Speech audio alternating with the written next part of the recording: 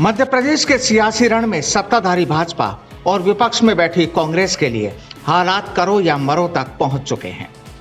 दोनों ही दलों के सियासतदान आगामी दिनों में होने वाले उपचुनाव में जीत के लिए कुछ भी कर गुजरने के लिए तैयार हैं, फिर चाहे उसके लिए साम दाम दंड भेद कुछ भी क्यों ना अपनाना पड़े।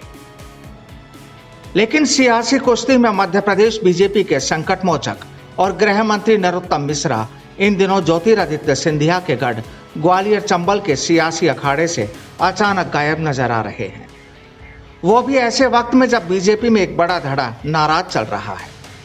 नरोत्तम मिश्रा ही सबसे पहले थे जिसने नाराज लोगों को मनाने के लिए सबसे पहले मोर्चा संभाला था। ऐसे में सियासी गलियारों में कई सवाल उठ रहे हैं।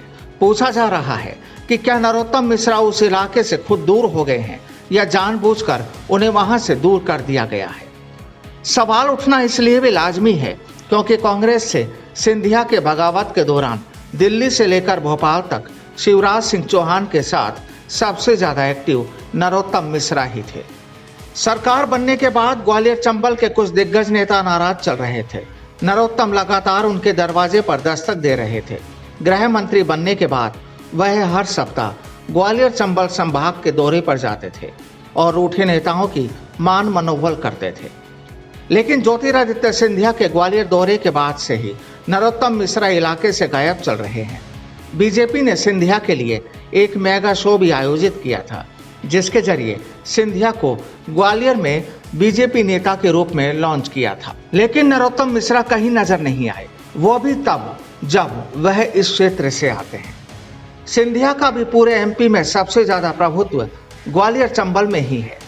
वहीं नरोत्तम मिश्रा का भी दबदबा इसी इलाके में है।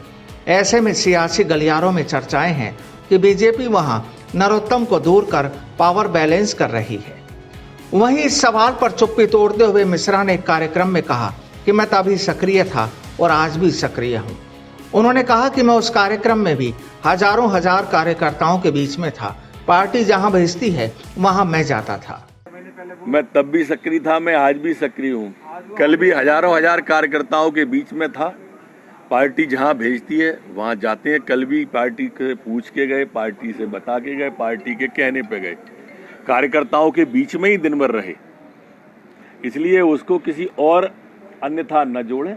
अनुशासित सिपाही है, अनुशासन में है। ऐसे में चर्चा एक बार फिर तेज हो गई है कि क्या नरोत्तम मिश्रा को बीजेपी सिंधिया के चलते ग्वालियर चंबल से दूर कर रही है। बहरहाल इस सवाल का जवाब तो आगामी वक्त ही देगा।